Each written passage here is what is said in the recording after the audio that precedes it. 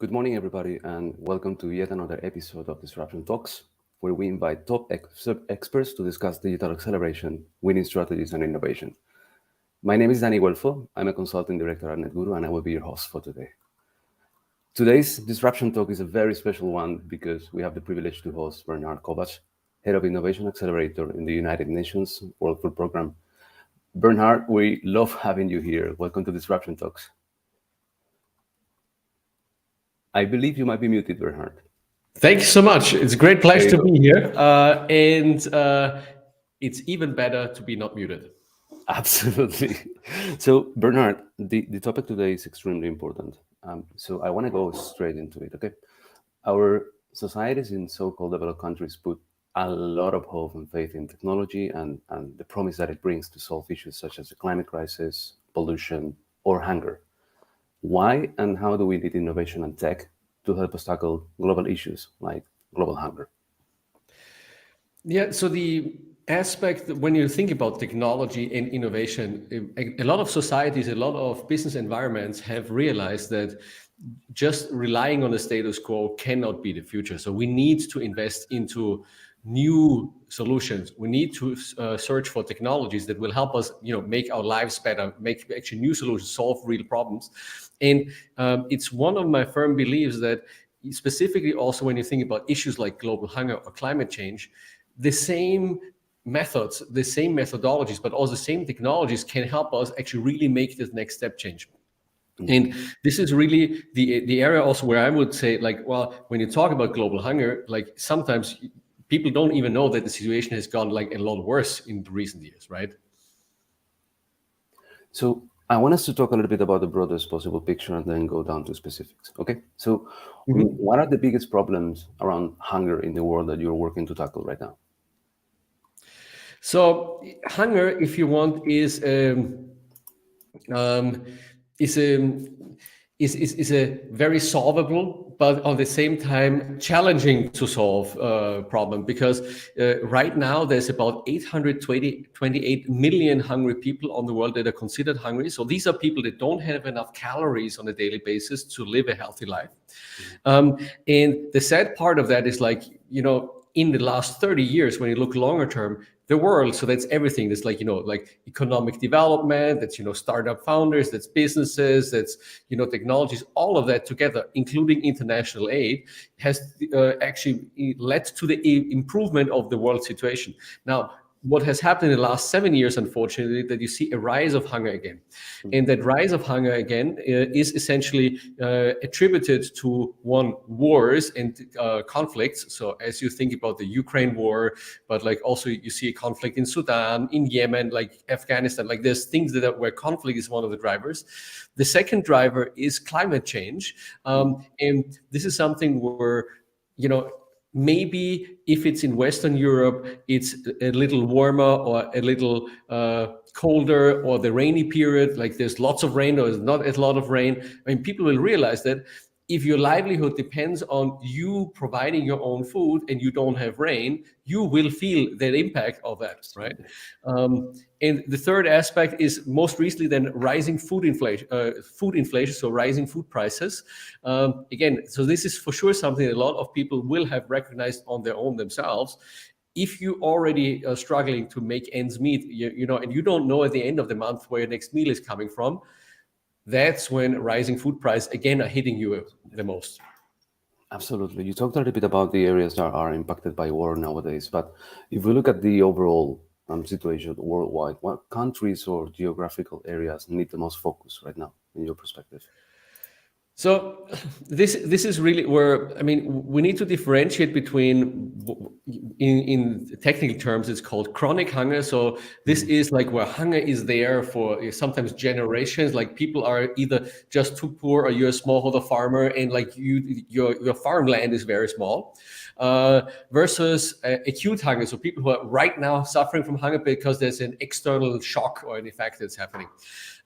Right now, what you see a lot in the news, and like the people that are from a humanitarian purpose, like need the most help, are the ones that are affected by, like, wars, that are affected by like natural disasters, like, like from one day to the next, you may have had so that you're talking about Ukraine, you're talking about Sudan, you're talking about, but then also countries like Congo, Afghanistan, or Yemen.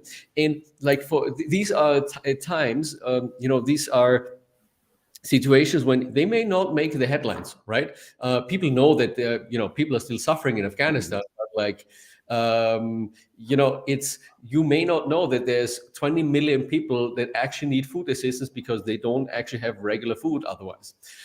So that's that part. And then I wouldn't forget also, however, the other end of the spectrum, like the chronic hunger. So like working with smaller farmers, because, out of the 800 million small hungry people, 500 to 600 million of them are smallholder farmers. So they're actually farming, but still don't have enough to eat.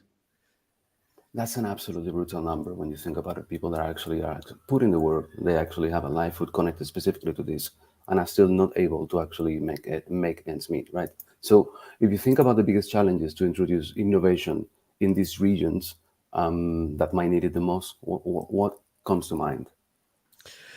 So if you're in biggest innovation, I mean, there's some like innovations that are, arguably you wouldn't say, well, that's actually innovation anymore. But like just mobile phone access. I mean, seems simple, but it enables so much, right? So all of a sudden, like if you are not able to read and write, you have access to you can communicate, but you may also have access to knowledge. And if you then start, like that's the base layer of technology, and then going into like what could be big disruptive technology that we could look at, one of them is definitely artificial intelligence. And this has to do with, for instance, like there's different innovation you're looking at, like using satellite imagery and artificial intelligence to provide data to smallholder farmers or like individuals, at a very low cost or for free even, that previously would have been provided, or just like large scale companies would be able to afford these types of information. Think about rainfall data, when to sow, when to harvest, right? Like these types of information for farmers. There's no limit to that. Another one, for instance, like in which I'll give you another low-tech version of that, is post-harvest loss like equipment. So which is, this like a lot of times it's just airtight bags, like plastic bags or silos.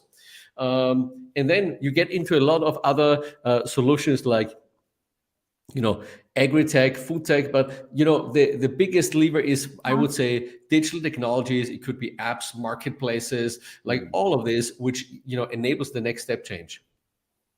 So I wanted to go actually a little bit deeper into the space of opportunity right now. What are some specific opportunities that you see at the moment, or maybe some particular problems that really required our global focus on innovation and acceleration on that tech end?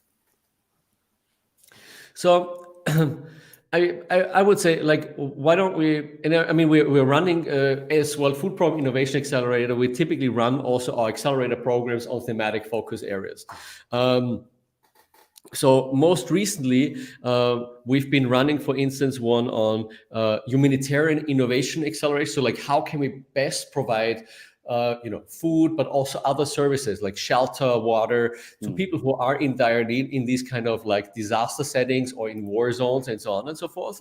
So I think that's probably like, I would say like that's one area where you'll find everything from, satellite images, AI, could be Web3, blockchain innovation, how to transfer aid or cash to people, to traceability for those types of aid transfers, but then also accountability towards the people that receive the aid. So that's probably one of the areas. The second area that I would talk about is probably climate action or climate change. And this is oftentimes seen as like, well, but what can we do? But there's so much that actually can happen. And like one of the startups we supported, for instance, they actually have developed a small machine that can take the crop residue, like the rice straw that's on the fields, and it's essentially making an organic fertilizer out of a rice straw. And so the farmers, instead of illegally burning the fields, they now have an income from that rice straw that before they would have just burned on their fields. And I think that's something that, I mean, the startup is called Takachar. We supported them. They got funding through Elon Musk's Carbon X Prize, the Prince William Earthshot Prize, and also like Bill Gates Breakthrough Energy. So like, there are things that actually could do like a lot of good when you think about that. This is fascinating, Bernhard. Actually, I want to go a little bit deeper specifically on this point, okay? We sometimes talk about very big ideas, very big challenges, but we skip the level between this thinking big and actually connecting it to things that might already be working, might already be having a huge impact on the field, on people's lives. So what are some examples, and you already mentioned a couple of them, but I would like us to actually potentially go deeper of things or solutions on the innovation end that are already working, already out there? No, I'll give you one example from the emergency response side. It's actually an innovation called building blocks. It's one of the World Food Program finance officers. He came up with that idea, and he ran through our accelerator program, and did the first pilot with 100 people. But now it's essentially a blockchain wallet. So people can go into the store, purchase food, and at the checkout, depending on where they are, they use either an iris scan or they use a fingerprint or a smart card to essentially check out at the cash desk. And we're not doing that for just transferring cash. We're doing this for better collaboration among UN and international NGO agencies. So to give you an example from Ukraine, like last year between March and August, like the tool is used as essentially an accountability tool, as an overlay from different organizations. And there were about $350 million of transfers through the systems that were tracked to it. And by doing that, the team was able to identify $35 million of potentially duplicate transactions. So this would have been like people get twice the support because it's two different organizations. But because of the blockchain, they were able to say, well, you already had support, so somebody else should get that support. And so that's $35 million saved right there. And that meant 180,000 people had something, 100,000 additional people had something to eat because there wasn't the duplicate transactions. And this is just one of those elements of like, how can technology help? It's not the most obvious choice maybe, but the impact of that is huge, right? Absolutely, it's incredibly inspiring actually to hear about cases that are already out there making an impact in regions that need it the most, right? I want to actually grab a question from the audience because I can see them coming in already. There's a question from Agata that connects very strongly to how is it that we can actually have impact at a global level in these sort of regions that again might need it the most, right? How can digital literacy and access to technology be improved in regions most affected by hunger to better introduce innovative solutions? Yeah, it's a very good question. Now, I think it really has to start with the basics, and the basics is like literacy first, right? It is still an issue, which is like, you'll have organizations like UNICEF that, like will operate schools or like, getting girls and boys in schools. World Food Program, we actually provide school meals. So that, as an incentive for the parents to send their children to school. And sadly enough, in a lot of countries, that might be the only warm meal a child will receive the whole day, right? And so starting at the basics, so like basic literacy, reading and writing, math, I think that's where like, you have to start. Now, in terms of digital literacy and access to technology, I think there's a couple of initiatives as well. So like UNICEF has started an initiative called GIGA where they connect schools. So internet connectivity for schools is one of the issues. But what we also have done actually as World Food Program, one of the innovations we've supported, and that has been active we've used that for vulnerable populations in Lebanon and Syrian refugees in Lebanon. We also used it for Syrian refugees in Iraq and poor people in Iraq, specifically young people that never have used a computer before. And we're trying them to skill them up first in being like a micro, doing micro tasks online. So they learn while already earning a small income doing these micro tasks. And then the best actually continue and then actually learn more skills, right? Then they become like, either they do ad management, they do like, social media management for people remotely from wherever they are. Now, I think, to answer your question, really, I think one of the challenges here is like, how can we infuse more business model and intentionality about this? Because there's no reason why you can't do a lot more of that. Like if there's a lot of talk about like outsourcing to, I don't know, like from the US to other countries. Why wouldn't you actively take a step and say like, well, we create more businesses that say, okay, we're actually starting to systematically employ people from, who have been living in, in poor areas in Kenya and make them part of the digital journey. We've also supported people in Kenya, so like this is why I use that example. And in that case, we've even used essentially like crypto stable coins with Celo to pay people as a checkout, like so they directly also include them in the financial ecosystem so they can pay. But like a lot of challenges, but I think there's also lots of opportunities. Absolutely, a fascinating one, Bernhard. So I want us to go a little bit deeper into how does the Innovation Accelerator operates, okay? So how does a company or a startup starts collaborating with the World Food Program Innovation Accelerator? So we really believe in open innovation principles, which means that everybody can apply to us. So on our website, innovation.wfp.org, you can go on our website, and it's very simple, innovation.wfp.org. And there's a button that says apply or submit my application. And at any given point for the World Food Program, we'll actually look for innovations.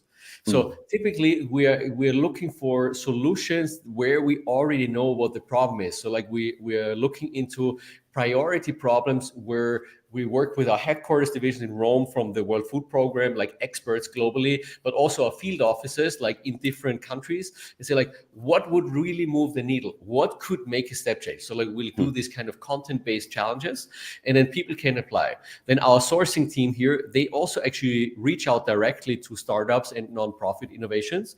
We are open for everybody. So it can be a for-profit startup, a non-profit startup, it can be a company. We've even had a Silicon Valley unicorn apply to one of our programs before, but not with their product from the US, but with one of the products they want to replicate for, vulnerable and, people in Africa with low income. So we didn't give them cash then, but anyways, so everybody can apply.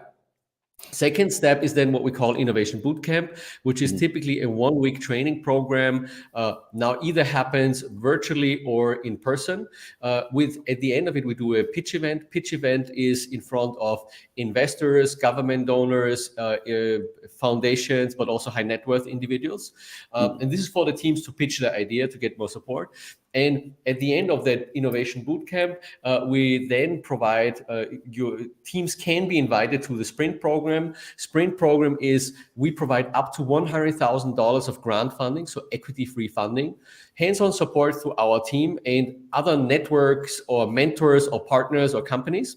And then also connections to our field offices. So we want the teams to actually co-develop with the people that are affected by it. So if you're working on smaller pharma solutions, we are not as interested for you sitting in your office anywhere and like not talking to people. We're interested in you actually being able to test it. And then the best team's going to scale up enablement. So just number-wise for background of people, so we receive about 2,000 applications inbound every year.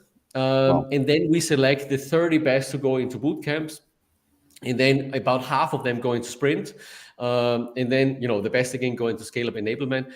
Are these the only teams that are good and can actually make change in the world? No, there must be, and I'm sure there are more, but like right now we select the best, so which we believe have the highest impact potential. So can we talk a little bit about that selection? How does the evaluation process looks like? How do you choose ideas to focus on? So the so okay, so first we would actually define, the problem areas. Like let's say when we're saying like, in climate change, we're solutions that would allow nature-based or regenerative farming practices for smallholder farmers. Now, when we're looking at those startups, we typically look into like, okay, what's the impact potential of that? So like, how scalable is it? How innovative is it? Is there a business case? Is there a sustainability of it? Does it fit the problem and our like this the assets that we have? And then the last piece is like, is there a demand also in the particular countries where they want to operate?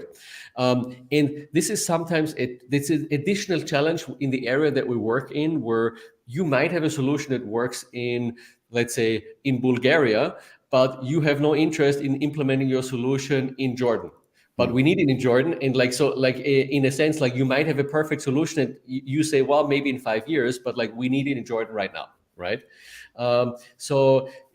Similarly, it might be that you have a great solution, but you only have a proof of concept and somebody else already has a working product. Then we might be working with the working product rather with the proof of concept. But so I honestly think like we're so far, I know like just from the numbers from the 2000 down to the 30, there is a lot of people like in the 2000 that for sure do something that's really great, and we probably don't select them.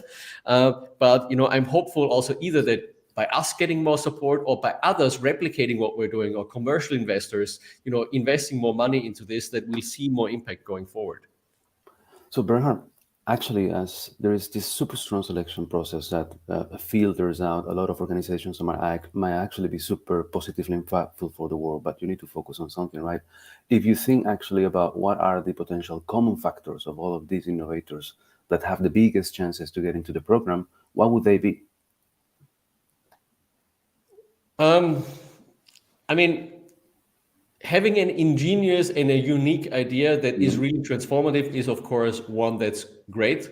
Funnily enough, the most commonality between the ones that are successful is prior traction or experience as a startup founder and or superhuman motivation to make it happen. And what I mean with that is, I think a lot of startup founders, you need to be irrationally convinced by your idea. And sometimes that means like, you've been in a highly paid job before, but you have this idea and you really believe in it, and you made it happen. And like typically also like, and this is where we may actually, like in our current selection model, I mean, we are not doing super early stage teams. So like if you just started, you have a great idea, but you have no proof of concept, no product, no testing done, you're probably not for us. But like for us, it's really like once you have a proof of concept, we see there's traction, because we can help you test, we can make introductions like in, any World Food Program operates in 120 countries and territories in the world. So if you're operating in Kenya, maybe we can help you do a test in Tanzania, or maybe if you work in Nigeria, maybe we can help you test in Senegal, right? Like, or in Venezuela, right? So, but like the commonalities of this is like, I think it's a lot of times it's down to the people, the founders. And I would say like, because it's a question that I'm getting a lot of times, why do you rarely, if at all, take single founders? It's like, it's one thing where, typically like, and ask yourself the question, like if you are a single founder, is it because you don't want to work with somebody else? Or is it that you were not able or not willing to convince somebody else of your idea? But like typically having at least 2 or 3 founders is good, because that balances out like the leadership team behavior, when things get tough. And like, for sure, things will get tough. And what can people do? Like, what is the success factors? Successful startup founders. If you have done something in the for-profit world, if you're excited about nonprofit or like tackling a social cause, you are a lot more likely to also be successful again in starting a new venture, just with a different purpose. Absolutely.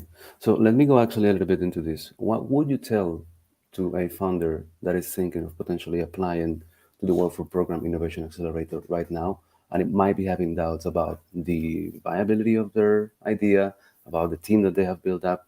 What is it that you can tell them to actually push them to go forward? I mean, so like I think applying to us, there's actually no harm. So like if you apply to us and you apply multiple times, that actually is no harm.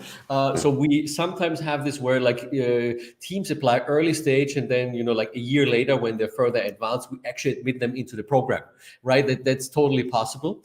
Now, if you are a startup founder and you're currently thinking about like, should I continue pursuing that? How can I get ahead? Like, I really would think as well about like, asking. This is what we're doing in our innovation bootcamp as well. Is like one of the days is we're really focusing like, what are the biggest critical assumptions in your startup? So I would actually work on tackling some of those critical assumptions. So if you have a solution and you don't know if the users want your solution, I actually instead of developing the product, I would actually go to the user and do user testing properly, and do that early, because that will give you a lot of reassurance whether people will actually be interested in the product that you're having.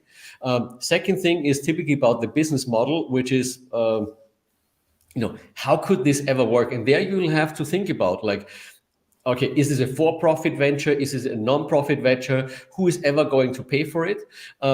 And things may change. You may start off with a non-profit and become for-profit, and vice versa. But I think tackling these kind of critical assumptions for yourself, and you need to be your biggest champion. If you are not convinced of your startup idea, other people also will not be. And like it's a sad truth, but like if other people have to motivate you, your chances of convincing anybody, like accelerators, investors, supporters, but like is pretty slim. Now, I think one of the fallacies is specifically when we work on social impact is you need to find somebody who gives you actual real feedback. And I mean this in the most warm and like, compassionate way. Like if you work on something that's useful, find people that tell you the things that are bad about your idea. Find people that tell Absolutely. you, the critical feedback about your startup, because only that will help you to move forward. You shouldn't blindly follow all of that, of course, but it's good to know when people give you negative feedback. Absolutely. It's probably the most valuable feedback you can get, specifically at the beginning, at the first stages of development of your idea, right?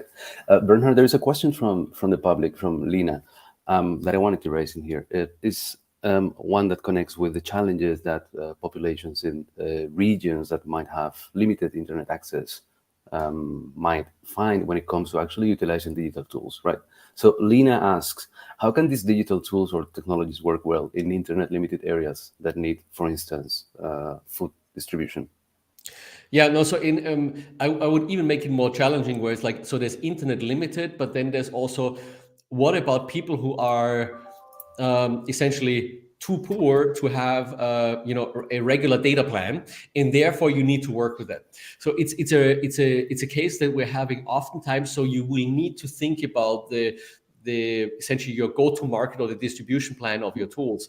So I'll give you an example. Like in Lebanon, for instance, the Lebanon country office, they've developed an innovation which is like a Yelp for refugees. So they can actually rate the store and also compare prices of like what of the goods that they have in the store when they go purchase food there. And because a lot of the people that were fleeing from Syria used to have smartphones before fleeing, they still have smartphones, but they usually don't have a data plan, so they need Wi-Fi. So, and one of the things that we then did, like in Lebanon, was that at the registration point where they would go, like, and essentially verify the identity, there's Wi-Fi set up for them to use, and they can download that app, and the app also operates offline. Right now, this is one of the areas, like how can you play around with these types of like challenges that you're having. Now, there are also opportunities that you can think about. sometimes there is solutions that don't use mobile smartphones, but that use like essentially like text codes on feature phones when you have just cell service. And but there's still places on Earth where you still actually have connectivity issues. Like if you look at Congo, for instance, Democratic Republic of Congo, there's parts of the country that do not have cell reception. That, of course, is a problem for any type of where you need mobile connection. So there is another question from the public, and I want to go with Agatha's question. Okay, going back to specifically on the program around the World Food Program's accelerator. What does the support network look like for companies that collaborate with the World Food Program Accelerator? So, this typically depends. So like we are actively looking for support and supporters, either individually or companies that help us, or also the World Food Program generally. Now, I think what I have to say, what is more useful to us is usually either if there's a tech company, a company that says, well, I actually want to offer this, and we'll have volunteers like from marketing, engineers, like different parts of the company that actually work for us, or there's somebody who is individually motivated, and they say like, look, I'm gonna use my free time to mentor startups or something like that. So we are open for both individual mentors as well as companies doing this. Now, there is also when I look into like our supporters, or like who is currently funding us. So like our original, like we're based here in Munich in Germany. Our original support and also funding came from the state of Bavaria, but also the federal German government, the development ministry, and the foreign office. But then there's also by now the US government, Luxembourg, Austria, the Netherlands, France, Norway, like different governments, Denmark. But then there's also corporates, like, it could be like Google, Salesforce, but then there's also, for instance, a company called Netlight that does like digital development, BSF, so traditional companies, but smaller and larger entities. Like it's for us, I think we are using external mentors for two reasons. One is sometimes we can't even pay for that. Like some of the AI engineers that work for us for free, we couldn't afford. But then other than that, there's also an aspect of sometimes for the startups, it's helpful to have an external expert, even though we also employ like, serial entrepreneurs, startup founders, AI experts, human-centered design experts, and so on. Bernhard, I want to move a little bit forward and connect to another space of your life as well, if you're fine with that, of course. You have co-founded and led Share the Meal yourself, so you have hands-on experience as an entrepreneur actually building an impactful business. Can you tell us a little bit more about Share the Meal? Yeah, no, and so Share the Meal, and this actually came from a realization of a friend and I a couple of years back. So it was like probably now like 10 years ago. We realized that the World Food Program can feed a child for only 70 cents for a full day. And at the time, we were really shocked about this, because it was like, if it's really so cheap to feed a child for a day, why don't a lot of more people actually donate to the World Food Program? Now, and this is something where, we at the time were really like, there's so much that, you always think about, like, what can you do for the world? And like people usually think about there's this big problem that's in front of you, like global hunger, as we started the conversation. But like, imagine just like if we, like Danny, you and I, we're having dinner and we're enjoying ourselves, and like, why wouldn't we share a meal with a child in need like that right now? And we push a button on the phone, and then that actually feeds a child for a day. And that's the idea behind Share the Meal. And so the app essentially, as we're originally conceptualizing, is essentially an app with a button, and there on the app you have that button that you can press. And with that button, essentially one tap, and you donate 70 cents, and that feeds a child for a day. Of course, the 70 cents of me, the 70 cents of you, that doesn't mean that's not that much impact. However, if you think about the bigger impact that you can have, there can be a lot more things that can happen. And Share the Meal actually has become, app of the year by both Apple and Google in 2020. And in the app right now, there is actually right now over, and I'll show this to you, because it's actually one of those areas. There's over 180 million shared meals right now, Oh, and it's wow. transparent to everybody. So it's about 120 million euros that have been shared through the app by individuals already. And it's something where, if I think about that, some of that, I think it also gives people hope. It's something that each and every one of us can do. There Absolutely. might be people out there that don't have 70 cents, but for a lot of people, 70 cents is something that you can just donate, right? Absolutely. So let me actually call out to our audience and say, go to both Apple stores, to Google apps, and download Share the Meal. Share your meal today as a thank you for Bernhard to actually for being here with us. So um, can I ask you actually about your entrepreneurial experience in here? Can you maybe share some tips for individuals or teams that are out there thinking about innovating for a social cause? I mean, I I think the good thing about the entrepreneurial experience is like nobody knows what you get yourself into until you're actually in there, and it's a lot tougher than it actually seems in the beginning. But I think that's a blessing, because otherwise nobody would start. So I think advice number one is, whatever you can do, get another co-founder. Or get a second co-founder, like to at least have two or three co-founders for a venture, and make sure that you're planning ahead for the good times and the bad times, because the bad times are also going to happen. And what I mean with that is, like, so if you also, when you're working on social causes, like the question is like, what do you want to get as a result from that? Is it really just the social impact, or do you want to get rich, or is it both, or is it what's your timeline? What's the time horizon? If it's not working, how long are you committed for doing that, right? And it's good, like if you're starting that and saying like, well, in the next 6 months it has to have the $1 billion valuation, that may be unrealistic. But like if you're saying like, well, what are also your financial what's your financial backing and so on. So like, I guess, so point number one is about co-founders, making sure that co-founders, in like, that you also have a mission alignment with the co-founder, and making sure that you have a plan for what happens if you disagree, because that will happen ultimately, and what will happen in that point, so that you don't want the startup to fail, you want that startup to go forward, right? So that's point number one. The second thing is, I probably would say, look around in your current network. Who do you have in your current network that you can rely on for feedback, network, but also opening doors for you? And this is something where you may not always be able to like actively or like force people into helping you, but like if you work on something that's exciting, sometimes you would be surprised by how many people actually want to help you, or how many people want to do good in the world, but they never thought about how they can do that, right?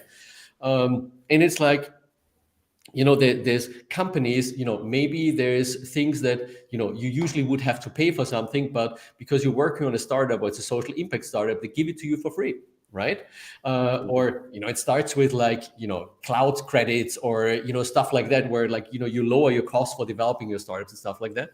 And then I would say like the third element, like I keep on coming back on like the user should come first. Like, so whatever you can do to test your startup idea early on, I think is a good one. And just Absolutely. as a small side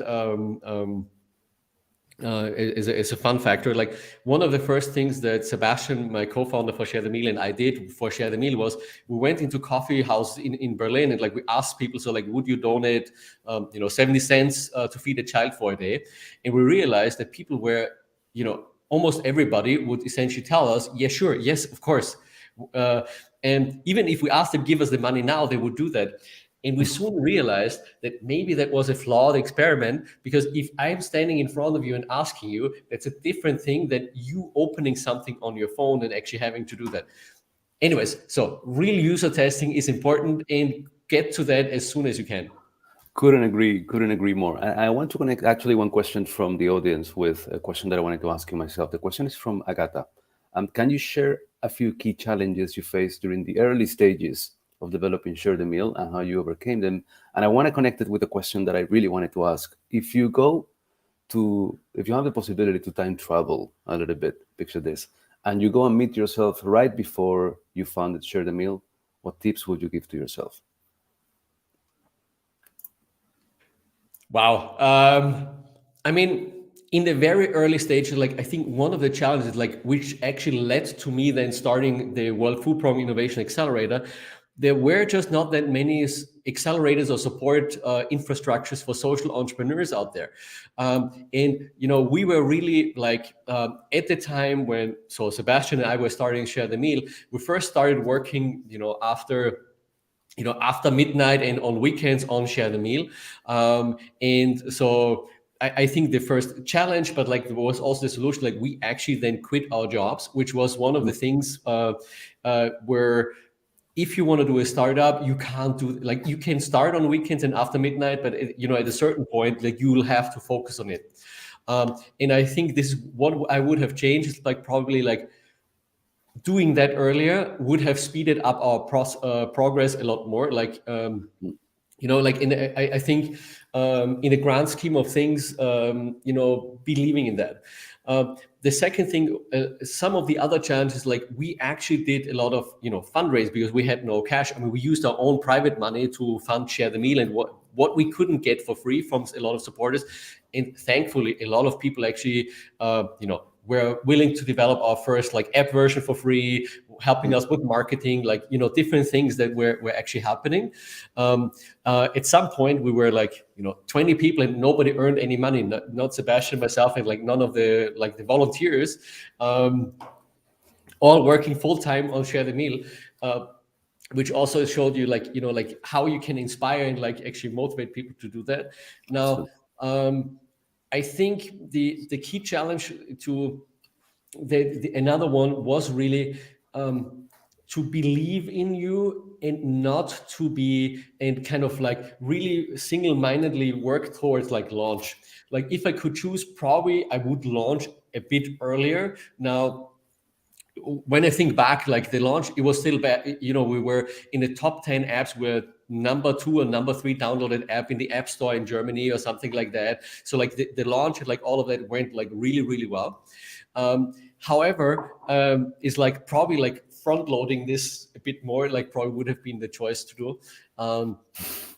And the other aspect, I think, is like when we like typically for the feedback that we've received early on was like there was usually 2 groups of people. One of them said nobody's ever gonna donate in an app because there have not been that many successful examples for that, and the other ones were saying, well, do the app, everything else doesn't count. And what's interesting, and like this is where like from the challenge that you're facing is like you do need to believe into your idea, and like sometimes you actually don't know which critical choices you make. Like some of the things why Share the Meal is still successful, we probably made those choices like in week 1 or 2 when we started working on it. And like this is sometimes scary where you start to realize that some of the solutions that you actually had in mind, yes, of course, like you are not aware of what kind of big choice you're making. Absolutely. So I still have a couple of questions that I really want to ask you, but there are as well questions from the audience that I want to tackle. So let me go a little bit with my bit, a tiny bit, and I'm going to go back to the audience because there are a couple of very interesting ones out there. So, Bernhard, we have gone through at a global level through a couple of very tough years, from a pandemic to conflicts actually raising in different places of the world, right? But a lot of very positive things happened in the last couple of years as well. So if you look back to 2020, 2021, 2022, what are the things that you are most proud of? I mean, like just to give you and also other people listening like a perspective. like the portfolio of innovation that we've supported by the end of last year has positively impacted a total of 37 million people already. And this is like starting from some pilot of 100 people, and then all of a sudden last year, they 4.5 million people now have access to fortified maize flour because there's an IoT device. There's a company called Sanko that does that. Or there's a marketplace that we supported. It's called Nihilus. They're active in Latin America, South America. They take cosmetically rejected food and actually bring it to food deserts in urban areas where essentially women have now a job and they use their homes as essentially like the distributor center for people to pick up like healthy and still perfectly fine food, but it's cosmetically rejected. And then the third piece is like one solution we worked on last year, like actually with the support of Google AI, Google Research. They've helped us develop an AI model to automate building detection and damage assessments. And so we've used it after the Syrian Turkey earthquake that happened this year. And like what the AI does, we are able to identify like where are hotspots of where's more destruction, therefore more hungry people. And the AI can do this between like 24 to 48 hours, where before there would be people manually looking at satellite images for up to 14 days. So we now 2 weeks earlier where hungry people are for sure, rather than like doing the best case scenario. And I think these are the types of things where where technology innovations can really show that is this step change that where we can Absolutely. make these new solutions happen. Absolutely. And we talked a little bit about the last couple of years and what is it that is being impactful that maybe wasn't there 5 years ago that now has an incredible weight into how things are developing. As you said, even being able to respond weeks before it was possible. But think about maybe 2, 3, 4 years from now. What do you feel or know that's coming that is actually exciting you? What are you excited about for the future? No, it definitely artificial intelligence is one of those areas where we see this also in like supply chain optimization, but then you go into like the non-obvious ways of like how you can use, like, let's say in a World Food Program case, how could be an NGO worker that picks up food from one of our warehouses for food distribution, how might they be like have the same information? And we have an example for that as well. We've developed an app called Plus School Meals Optimizer, where the person who's deciding on the menu of the school meal, and there's an algorithm AI-based model that helps them optimize where the food comes from, where to purchase it, and like that has been able to lower the cost 15%, but also increase the nutritious value and increase the purchase from smallholder farmers, purely by having the person locally have the knowledge based on the AI and the algorithm. And like I think we'll see a lot of opportunities in that space, where it's in non-obvious ways. And the other thing, I'm a big believer in Web3 blockchain, because like this is where we'll see further areas, and then hopefully also like really tech development that we'll see for climate change, climate action, new solutions, new products that will help us make a step change. Thank you for this one. There are a couple of questions from the audience that I would like to ask you. Okay, and then I have a very special question that I love to ask as the last one. Question from Alexis: does the accelerator have a theory of change on which it assesses the projects against?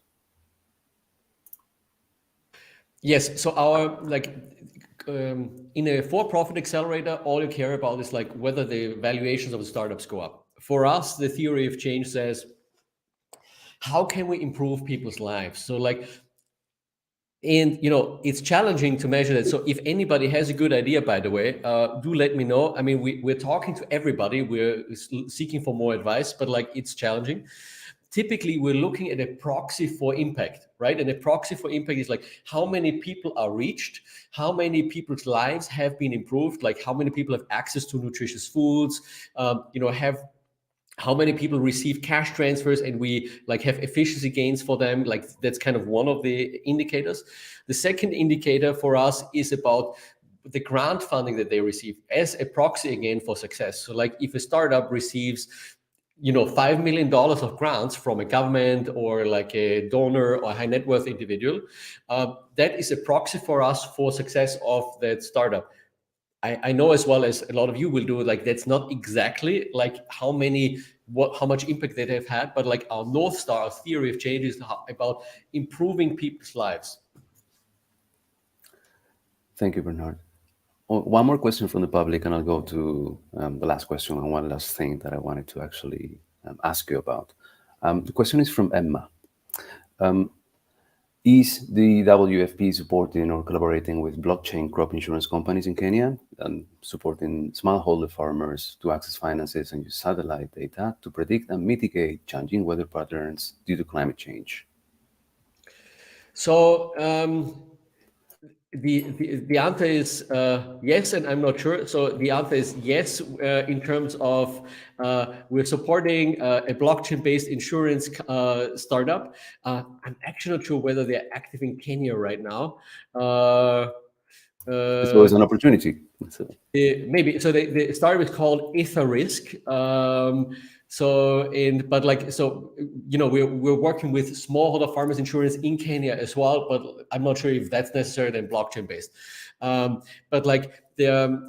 Definitely insurance is one of the also a big area. Insurance or new investment models, which probably like, because I've answered all previous questions on technology areas, that is a big area, like, impact investing into startups or companies that do things, or like if you run a company and like you say, well, we have currently our product is only for affluent families, why not offer it also like for people who have not as much income, right? Like, so I think that's definitely an opportunity there.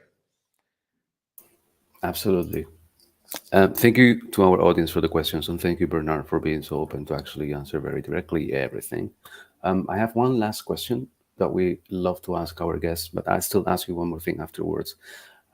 Is what we call the magic wand question. If you could cast a spell that allowed to provide education on a very specific topic to all 12 years old in the world, what would it be? What would you want every kid on earth to learn about? I honestly would want every kid on the planet to understand that there is something that they can do to change global problems.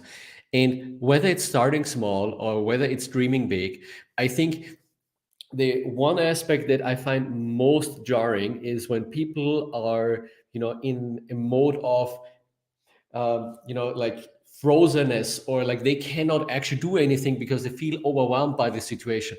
And I think there's so much you can do, like, even for hunger, there's so many things you can do. Like, yes, you can donate to Share the Meal 70 cents, but you don't have to do that. Like, you can also you can have your own food choices.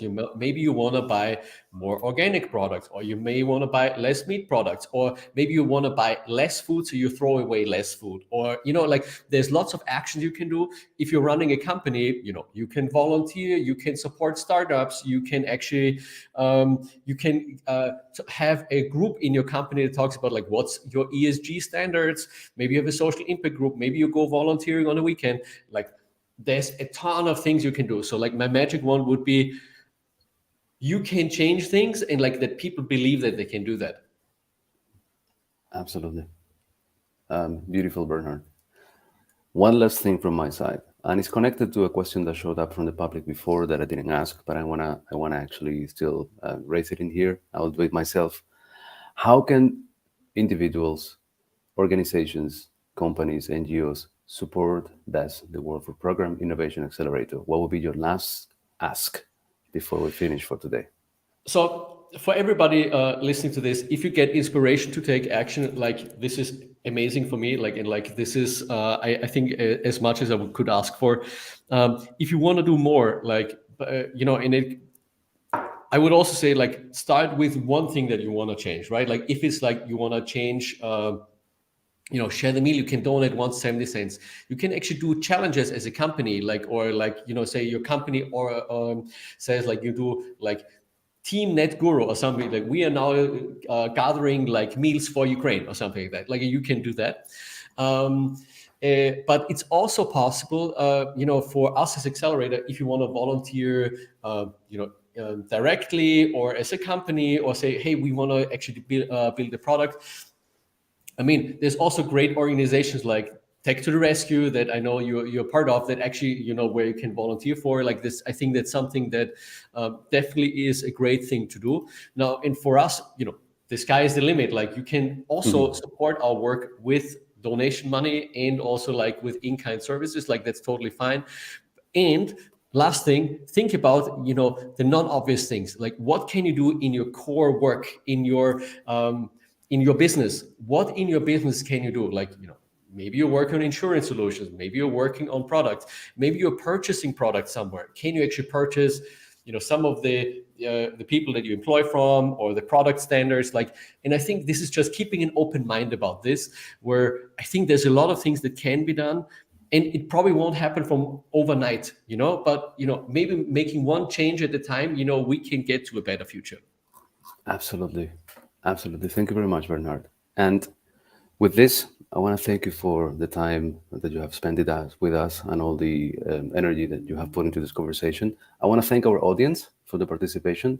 And I want to call out to everybody to download Share the Meal and donate 70 cents today, to share the meal actually with their network, both professional and personal, and go and check the Welfare Program Innovation Accelerator online, and see for ways that you yourself, your network, your organization can support these innovators worldwide. Thank you, Bernhard, for today. Thank you so much for having me, and really enjoyed the conversation. Same here. Thank you, everybody.